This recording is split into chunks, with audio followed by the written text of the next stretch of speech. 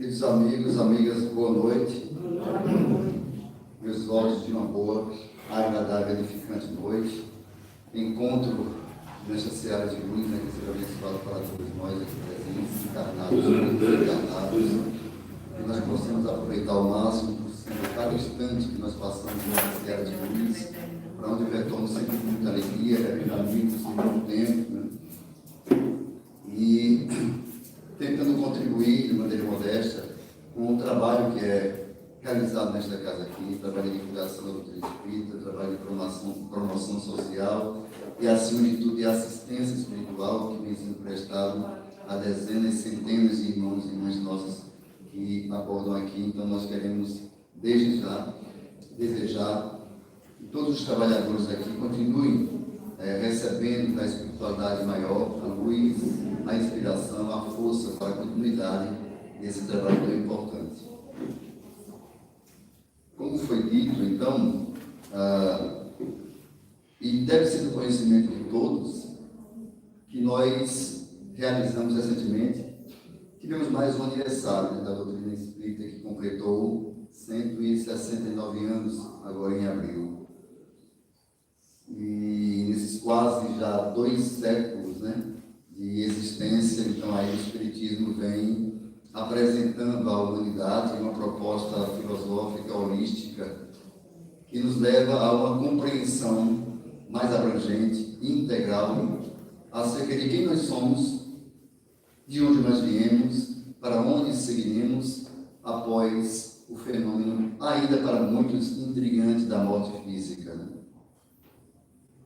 E o mais importante ainda, o Espiritismo, durante todo esse tempo, vem contribuindo para uma experiência de vida cada vez mais harmônica, mais plena, né? Mais fraterna e, por que não dizer, também mais feliz. Então, é importante também destacarmos que, apesar de todo esse tempo, o Espiritismo continua sendo pouco ou até mal compreendido por muitos, inclusive muitos dos seus seguidores, como vem, inclusive, sendo destacado por vários estudiosos da doutrina. Por esse motivo, então, nós convidamos todos e todas aqui presentes para juntos refletirmos em torno de algo que consideramos importante, nós pararmos para pensar, sobretudo aproveitando esse ensejo, então, de aniversário dos 169 anos da doutrina dos Espíritos, que é pensarmos sobre qual seria, então, ou qual é, né, o propósito maior, ou a missão principal do Espiritismo.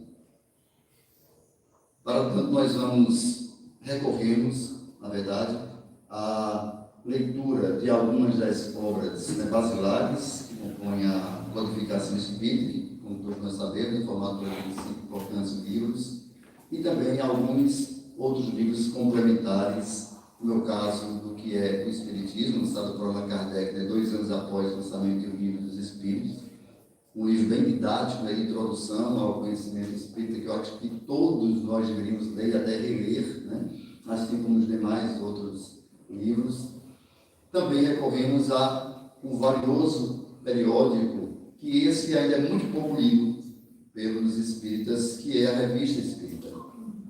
Um periódico que foi lançado por Allan Kardec um ano após o Livro dos Espíritos, e que ele manteve durante todo o seu tempo aqui, né, até o último ano de sua reencarnação, que foi 1869, em 12 volumes, inclusive, e no início, até bem pouco tempo, esses volumes eram de pouquíssimo acesso, difícil acesso. Hoje em dia, graças à internet, inclusive, são fáceis as traduções que estão sendo feitas. Então, nesse conjunto, nesse pleito de obras, é que nós conseguimos, então, compreender efetivamente o que é o Espiritismo, né? Qual o seu propósito e a sua missão, portanto, maior.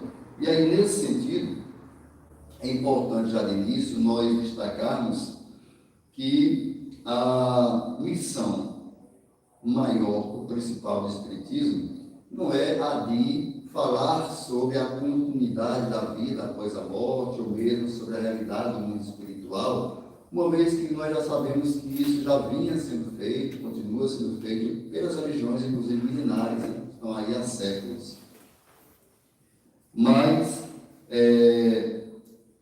o propósito principal, segundo inclusive uma compreensão que nós temos a leituras feitas, né, nessas obras, é justamente a de auxiliar o progresso moral da humanidade e assim contribuir para a implantação da nova era, desse novo tempo tão aguardado por todos nós, e que parece que depois, né, das discussões em torno da transição planetária ficou ainda mais, digamos assim, em ascensão, né? Allan Kardec, no capítulo introdutório do Evangelho segundo o Espiritismo, vai nos dizer que o Espiritismo é a alavanca que Deus utiliza para fazer a humanidade avançar. Então aqui já é uma síntese, inclusive, da importância, da relevância da doutrina espírita para toda a humanidade. E ele tem feito isso de que maneira? Sobretudo, diríamos principalmente, através do esclarecimento mais aprofundado, assim, da compreensão em torno da lei do progresso, o progresso moral, né, de que trata, inclusive, a terceira e mais importante parte do Livro dos Espíritos. Isso porque ele aborda o conjunto de leis divinas, também conhecidas como leis naturais, que regem a vida humana e o progresso espiritual de todos nós. Progresso também social, como nós veremos aqui no transcorrer de nossa fala, ajudando a alcançar o estado de plenitude, esse estado de transformação íntima, burilamento, né, interior, inclusive como foi colocado aqui na leitura inicial, tão importante, e que nos leva a um avanço, ao desenvolvimento, ao progresso moral individual e social e coletivo. Mas é também por meio deste capítulo, nesta terceira parte, né, do Livro dos Espíritos, esse livro, inclusive, que foi lançado, né, por Kardec em 1857, como nós sabemos, foi revisado, relançado, né, anos depois, um número maior de perguntas e respostas, para que a gente pudesse, ele com a sua preocupação, né, do grande professor, didático como era, assim, desde aquela época, já tentar apresentar-nos de maneira mais clara possível o que é, de fato, o Espiritismo, ou passar de maneira mais clara possível os princípios filosóficos espiritualistas, né, da doutrina espírita. Mas é justamente a partir dessa parte, ou principalmente nesta parte do Livro dos Espíritos, que nós conseguimos, então, compreender algo muito importante, que é o caráter revolucionário do Espiritismo. Vamos destacar como sendo a revolução mais importante que todos, ou pelo menos uma boa parte da humanidade aguarda. E essa transformação contundente e consolidará o progresso da humanidade, a qual dizem os espíritos instrutores, é importante a gente chamar a atenção, já está em andamento há mais de 18 séculos. Vejam só, né? 18 séculos. E, abre aspas, diz Kardec, é antes moral do que material. E aí nós consideramos importante destacar isso, por quê? Porque o homem ainda persiste em ver nos avanços intelectuais, né, e materiais, o avanço, o progresso da humanidade. Diga no tempo que nós estamos vivendo a questão dos avanços tecnológicos, né, tão ressaltados, tão destacados por todos. Mas é importante nós deixarmos claro de que, como nos faz ver o Espiritismo, a maior de todas as revoluções não está nesse campo, né? E sim no campo espiritual, no âmbito do amor. E isso ficou, mais uma vez, diríamos assim, comprovado por meio da formidável experiência científica que recentemente o mundo inteiro assistiu, que foi a viagem dos astronautas, né, na missão Artemis 2, né, até a Lua, pelo menos fazer aquela viagem na órbita, né, da Lua e retornar para a Terra. E que ao final, inclusive, nos fez ver essa missão em particular destacar justamente isso de que a doutrina espírita nos coloca, né? Que essa revolução humana não está no plano material, tecnológico, científico, como muitos ainda defendem, mas sim no campo sentimental e espiritual. Isso ficou patente, sobretudo, por meio das declarações afirmativas feitas por aquela equipe formidável, que inclusive uma mulher, né, pela primeira vez no meio deles, e aí eu abro lá dentro aqui para aproveitar e parabenizar a todas vocês, né, nossas queridas irmãs que estão nessa encarnação, né, como mulheres, e nós sabemos, né, preciso, inclusive muito longe aqui, para sermos conscientes do quão difícil é ser mulher. Então, não é só simplesmente parabenizar, né, bater palmas, homenagear, mas, sobretudo, temos a consciência do desafio gigante, né, da luta que é todos os dias, ou que todos os dias as mulheres enfrentam. Ser mulher é doloroso, é difícil, e ser mãe, então, nem se fala, né? Então, por esse motivo, nós queremos aqui não simplesmente parabenizar, mas desejar de todo o nosso coração rogar a Deus que capacite mais e mais vocês, que redobre mais e mais a força, esse potencial incrível que vocês têm. Foi colocado, inclusive, aqui também, até na prece há pouco, né? O ser sublime como Maria, todas as mulheres são, porque, inclusive, são essas intercessoras abaixo de Maria, por assim dizer, que ela representa, né, todas as mães. Então, mais uma vez, um forte abraço a todas vocês. Bom, aí diríamos aqui que essa afirmativa que nos faz ver justamente de onde vem a maior revolução de todas, ficou patente a partir das revelações feitas por essa equipe de astronautas, que lá distantes, né, ao ficarem, inclusive chegaram à maior distância já percorrida, né, fora da Terra, e verem a Terra ao longe, aquele pontinho azul no meio do cosmos, né, passaram lá, como seria natural, inclusive, refletir, filosofar, e aí passaram a transmitir para nós aqui embaixo aquelas declarações formidáveis que eu acredito que quem acompanhou os noticiários aqui deve se recordar, né? Uma delas, até destacamos aqui, ao dizer que o amor é um princípio essencial que conecta todos os seres humanos aqui na Terra. E se me recordo, acho que foi a mulher, inclusive, que chegou a dizer que nós somos uma tripulação dentro dessa grande nave-mãe. E como tripulação, nós devemos então, e ela dizia assim, somos tripulação, porque inclusive estamos todos dentro da mesma nave, conduzindo inclusive as mesmas necessidades e rumo ao mesmo destino. E como tal, nós precisamos, antes mesmo de cuidar dessa nave-mãe, cuidarmos bem uns dos outros, que é tudo que nós estamos fazendo de menos, como bem sabemos, né?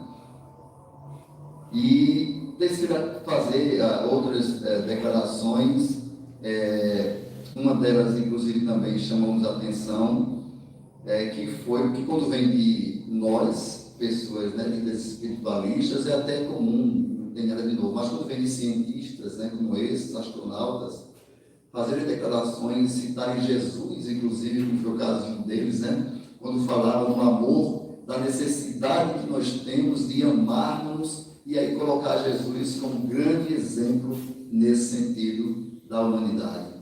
Então, de lá de fora, eles conseguiram sentir isso de maneira ainda mais forte, a nos fazer ver, portanto, inclusive outra fala dela que nos chamou muita atenção dessa aqui, é quando disse que assim, a maior revolução, eles usaram inclusive esse termo, né, não é tecnológica, não é isso que nós estamos presenciando agora, né, está no amor.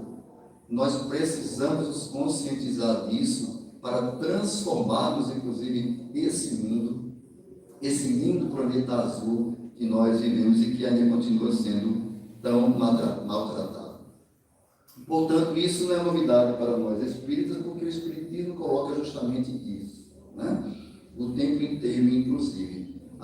Se perguntar se o Espiritismo não é religião, como de fato não é, assim Kardec deixou muito claro isso, né? Qual seria a religião do espírita ou do espiritismo? Não há outra senão o amor. E não é qualquer amor. Nós vamos estar falando disso um pouco mais adiante, inclusive. É o amor fraternal universal. Mas voltando a falarmos do caráter revolucionário da doutrina espírita, é importante também destacar que, segundo Kardec, a revolução a que estamos predestinados faz parte de um planejamento, de uma marcha que ocorre de forma lenta e processual, como não poderia ser diferente, porque nós estamos falando, voltamos a dizer, da maior revolução da história da humanidade. Então, óbvio que não poderia ser rápido, como inclusive hoje em dia, a geração de hoje principalmente, está tendenciosa, essa coisa da instantaneidade, da rapidez, da aceleração que nós estamos vivendo, pensando, raciocinando, e queremos que as coisas aconteçam, inclusive dentro sempre de um tempo muito curto, inclusive muita gente fica se perguntando o tempo todo, se fala tanto em transição, essa transição nunca vai acabar, afinal de contas, se nós olharmos para a eternidade, como diz um amigo meu, costuma dizer, oxalá a eternidade, paciência é pouca, Então, o nosso querido Kardec, ele vai colocar que essa transformação, essa revolução que está em andamento, esse planejamento, inclusive, que migra para um processo de transição planetária, durou mais de 18 séculos e que esta se encaminha para a sua realização plena, aí dizendo, a qual vai marcar uma nova era na vida da humanidade. Então, há de se perguntar ainda assim, mas quando isso ocorrerá? Muitos, inclusive, levantam essa questão. A resposta é simples, Como diz, inclusive, a letra de uma das mais belas canções do nosso querido Ivan Lins, depende de nós. Se esse mundo ainda tem jeito, apesar do que o homem tem feito. Então, essa consciência tem que ser latente em todos nós. Mas, nesse sentido, olhando para o cenário atual, sob a perspectiva, da Revolução Espírita, nós diríamos que, apesar de todos os sinais negativos, preocupantes que nós temos visto, sobretudo e agora mais recentemente, as guerras, que se proliferam, ao invés de cessar, como nós todos pedimos, até oramos, elas continuam a acontecer e até a se multiplicar, como essa última agora, nos Estados Unidos, Israel contra Irã, lamentavelmente. Mas, apesar disso, nós, dentro da perspectiva espírita, devemos manter o otimismo e a perseverança, ciente de que ninguém, nem nada, pode barrar a lei do progresso. Essa lei que nós estamos falando e que é a compreensão dela que nos leva, portanto, a entender bem esse caráter revolucionário do Espiritismo e o caminhar para essa nova era. Uma vez que o progresso é considerado lei divina e é instituída por Deus para impulsionar todos os seres, e é um processo de evolução constante. Então, agora, o ritmo, obviamente, e o tempo, voltamos a dizer, depende única e exclusivamente de nós, moradores, habitantes, a tripulação deste nosso planeta. Mas, nesse sentido, ao falar no capítulo 1 do Evangelho segundo o Espiritismo, sobre a instauração da nova era, desse novo tempo, fruto, inclusive, dessa revolução moral, sob o auspício, inclusive, de ninguém nada mais nada menos que Jesus, porque todos nós sabemos que Jesus é o nosso grande governante do planeta Terra, e que esse trabalho não cessa. Kardec vai colocar o seguinte: as consequências dessa transformação são fáceis de prever. Acarreterá para as relações sociais modificações inevitáveis, às quais ninguém terá força para se opor. Por quê? Porque elas estão nos desígnios de Deus e brotam da lei do progresso, que é lei de Deus. Do mesmo modo, inclusive, que, como nós sabemos, o Espiritismo progrediu, avançou, a despeito do que fizeram ou tentaram fazer com ele lá atrás, barrar a ideia, o pensamento espírita. Todos nós sabemos o que Kardec sofreu nos primeiros anos, sobretudo quando apresentou à humanidade essa proposta filosófica, espiritualista, revolucionária, e que inevitavelmente ia mexer com os setores mais poderosos deste mundo, especialmente a religião. E nós sabemos o quanto de perseguição o Espiritismo sofreu lá atrás. Mas aí, os próprios espíritos, amigos, instrutores, falaram para Kardec: não se preocupe, sobretudo diante daquele episódio da queima dos livros, né? Como nós sabemos aqui, quando disseram: não se preocupe, porque ao contrário, isso aqui vai impulsionar mais e mais o Espiritismo. Então, é mais um exemplo de realmente como nós não devemos nos preocupar com isso, porque não tem, de fato, nada, nem ninguém que possa barrar a lei do progresso, a serviço da qual está o Espiritismo. Mas esses vários outros textos estão presentes na codificação, como na Revista Espírita. Inclusive vamos destacar algo muito importante que nós precisamos também parar para refletir, que é o papel do Espiritismo no complexo e desafiante processo de regeneração social, a nos fazer ver que esse será o resultado da soma da transformação individual, obviamente, né, de cada um de nós, mas que não pode parar apenas em nós. E nós chamamos a atenção disso porque, dentro do meio espírita, se fala muito, é muito badalada a história da reforma íntima. Então, há reforma íntima, mudança íntima, sempre voltando para o individual. E parece que a gente cessa ali, né? E esquece de um detalhe extremamente importante e vital, que essa reforma não vai acontecer isolada da sociedade da qual nós fazemos parte.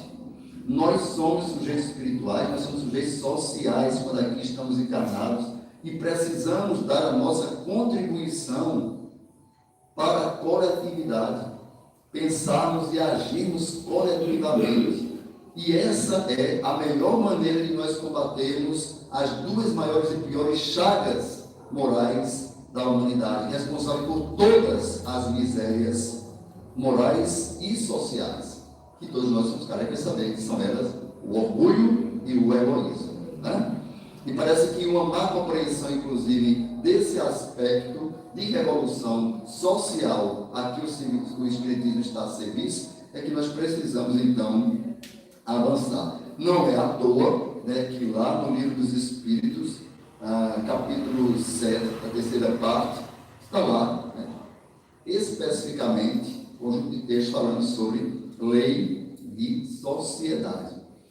E os Espíritos instrutores falamos isso, e Kardec vai reforçar, né, da importância que é a vida em sociedade, porque é por meio das relações sociais cotidianas que nós vamos, pouco a pouco, evoluir, avançar, moralmente falando. E é muito importante isso, porque eu estava fazendo essa fala e me lembrei de um amigo trabalhador espírita já há bastante tempo, um amigo muito querido, inclusive, mas ele tem assim um comportamento, e aqui a Cláudia chama atenção, e recentemente, inclusive, podia falar com ele sobre isso. Ele trabalha em 3 casas espíritas, e ele diz assim: ele vai dar a contribuição dele e vai embora. Então ele não se envolve com os trabalhadores, ele não participa de nenhum evento que seja social, um evento que seja para além do serviço que é prestado, porque ele diz que a casa espírita é muito complicada, tem muita gente complicada, é muito gente, enfim. Aí foge para evitar esse tipo de coisa, né? Eu disse: vem cá, tu já parou para pensar que, primeiro, são os outros que são complicados, você não? Por que você evita, então?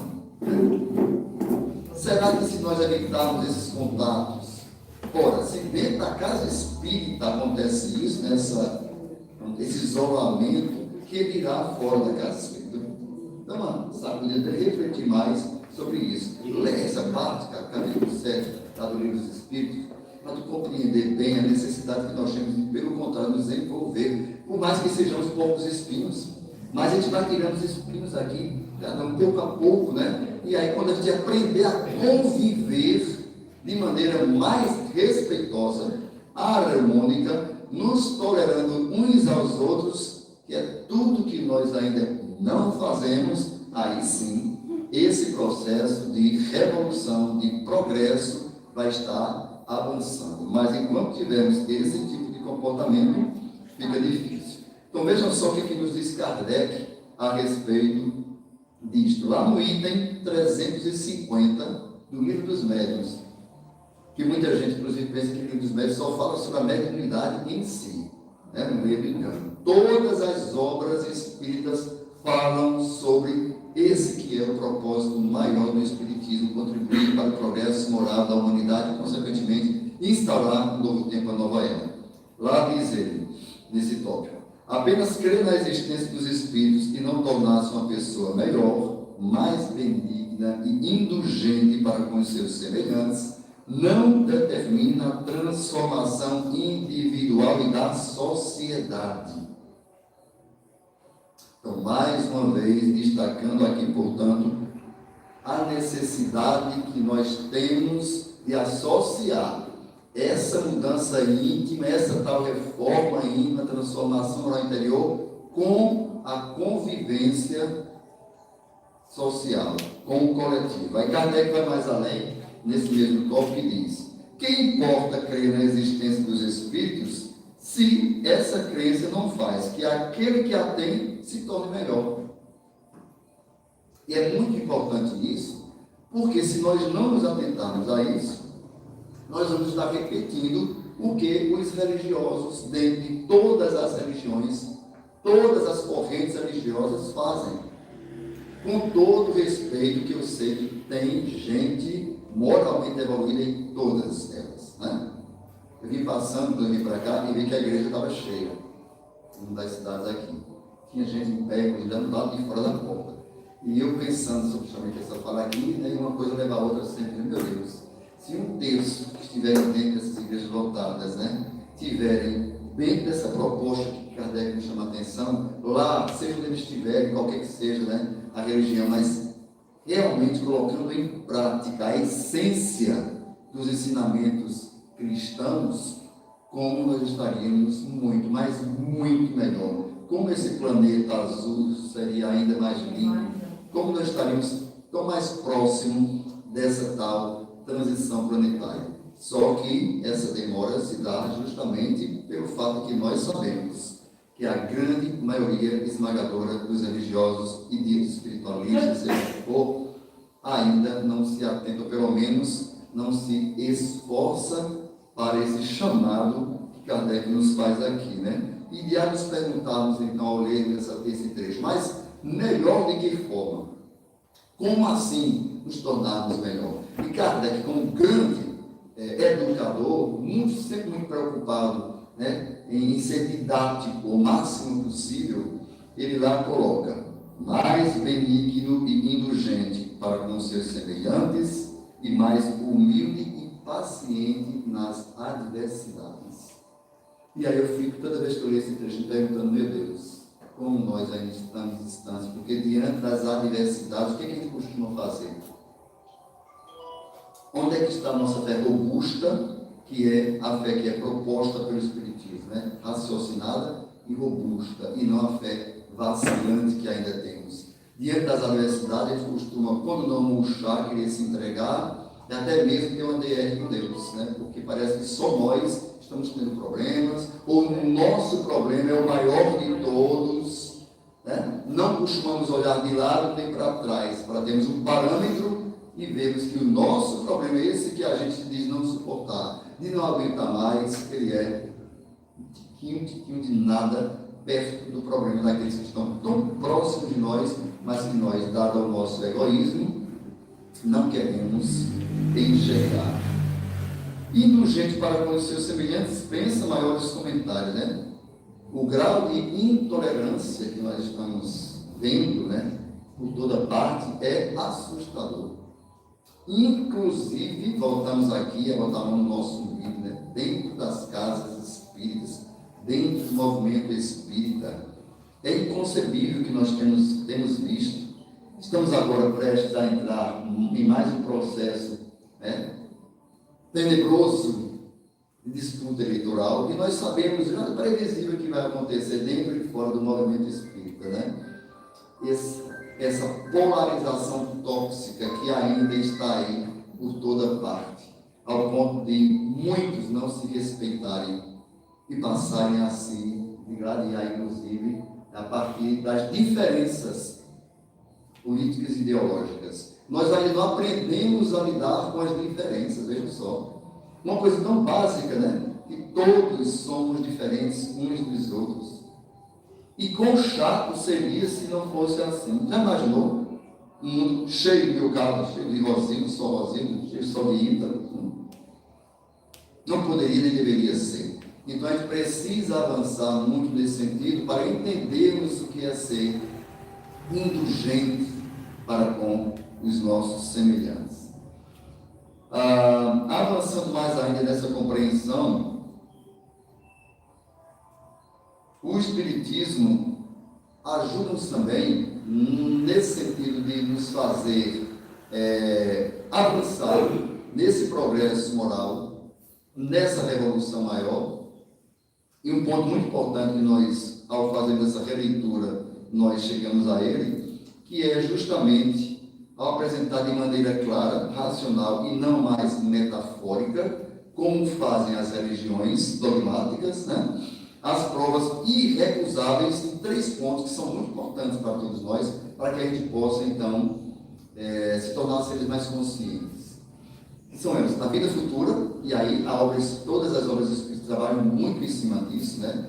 E vamos dizer que Jesus veio com essa incumbência maior, de nos falar de maneira mais clara sobre a vida futura e nos ajudar a compreendermos, entendermos e inserirmos, prepararmos para essa vida futura, a existência e a bondade divina, e aí da encarnação que uma coisa leva a outra, porque não tem como a gente compreender, né, a bondade divina fora da lei, da reencarnação, que vai nos explicar justamente a parte da justiça divina, né, esses tormentos diferenças que nós vemos de problemas, né, cada um de nós aqui sofre e que trazem assim, que são, para muitos são coisas até inconcebíveis, mas que nós sabemos que dentro da lei da encarnação há uma explicação, inclusive racional, para isso. E falando sobre a vida futura, então nem se fala. Nós temos aí uma dificuldade muito grande de tentar, pelo menos tentar compreender essa vida futura, essa vida pós-morte. Nós sabemos que uma boa parte de nós, mesmo dizendo acreditar na imortalidade da alma, né, acreditar na própria vida futura, mas tem um apego ainda muito, demasiadamente forte a essa vida aqui. Morte ainda é, inclusive, uma coisa que assusta muitos espíritas, né? Redundamente falando, tem espírito que morre de medo da morte. Para lembrar um pouco aquela piada que acho que é bem conhecida de todos, né? Que num culto aí na igreja e tal, o líder religioso vai tal, bem empolgado. Quem daqui quer ir para o céu? Meu! Quem quer ir agora? Deixa aqui, deixa estar. Parece que vida boa é aqui, né? Mas no fundo a gente sabe que, psicanaliticamente falando, se for fazer uma análise, que no fundo a gente tem medo do que nos espera de lá, mas não porque é desconhecido, como costuma dizer, mas é porque a gente sabe que nos aguarda de acordo com a nossa postura moral e espiritual aqui, né? São outras histórias. Enfim, Kardec vai nos dizer na questão 982 do Livro dos Espíritos, que trata justamente da sorte da vida futura, que é o seguinte: crer no Espiritismo ajuda o homem a melhorar-se, fixando as ideias sobre certos pontos do futuro. Ela apressa o adiantamento dos indivíduos e das massas, porque permite conhecer o que seremos um dia. E é um ponto de apoio, uma luz que nos guia. E aí prossegue. O Espiritismo ensina a suportar as provas com paciência e resignação.